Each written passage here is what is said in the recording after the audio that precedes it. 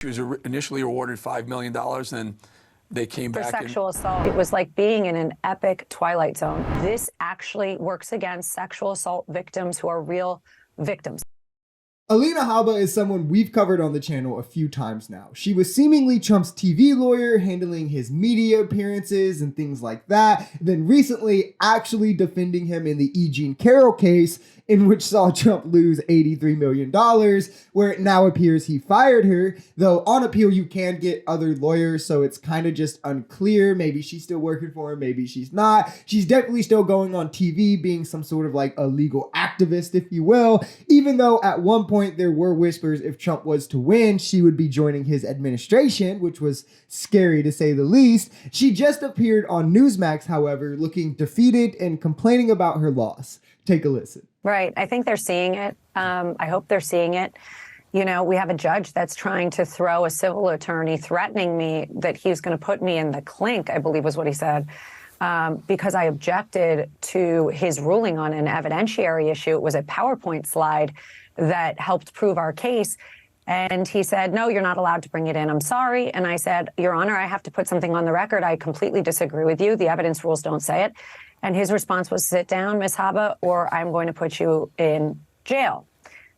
If that is the point we are at as a country, where we are so literally have this suffer from this Trump derangement syndrome, really that it was like being in an epic twilight zone. Okay, this is just the Trump playbook to a T. She's saying the fact that she filed motions incorrectly to the point that legal experts were questioning if she even really knew what she was doing. She was out of order almost every day, 14 times, I believe. She ignored the rules of evidence, tried to get Jack Smith held in contempt for actions he already cleared with the judge. This is supposed to somehow show some larger failure of the country attacking Trump with derangement syndrome. Like when Trump gets indicted 91 times, he does the same thing. He says, I've been indicted 91 times and well, this can happen to any of you. When like, sure, anyone can break the law and get indicted. That's why you did. But he tries to use it to show some larger plot to attack him that just doesn't really exist. It's just self-victimization. They want you to feel bad for them all the way into supporting them. No rules were allowed but for the other side.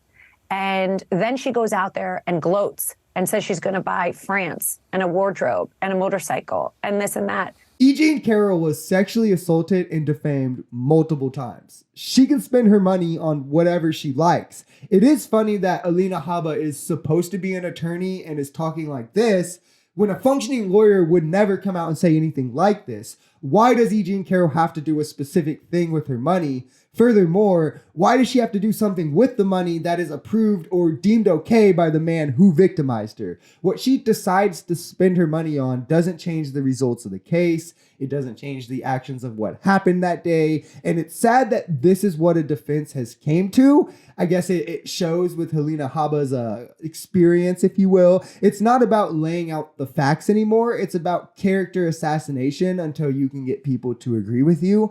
And when you see that and understand that's what they're trying to do, you can get how Alina Habba is more of a TV legal activist than an actual lawyer. And, you know, her one foray into lawyerism, she lost Trump $83 million. So we're not good at that because this is clearly not how you do law. Did I get this right, that she was initially awarded $5 million, and they came for back sexual assault? And then I want the world to remember something. We're in a planet where George Floyd got 40-something million. People that have wrongful death get 10 million.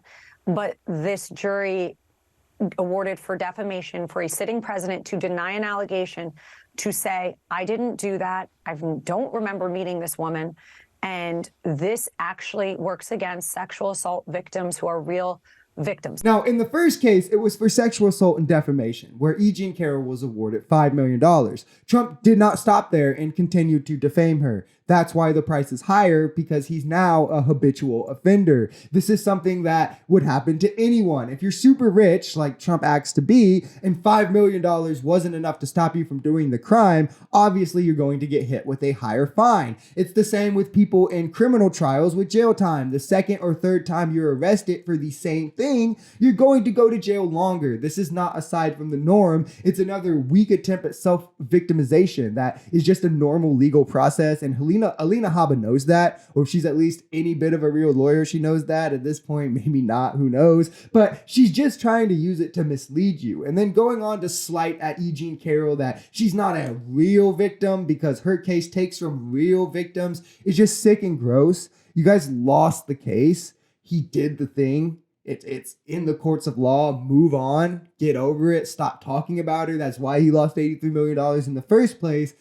And just let her live in peace. If you enjoyed this video, we're Social Society. We're a commentary channel influenced by politics, society, and the economy. We are pretty left-leaning on this channel, but we're open to our right-wingers as well. The biggest thing here is having conversations that get everyone to the bottom of the truth. If that sounds like something that interests you, consider smashing that subscribe button, leaving us a like, or even commenting on this video. We even have memberships available as low as $3 if you'd like to support, because the only way we become a society is together.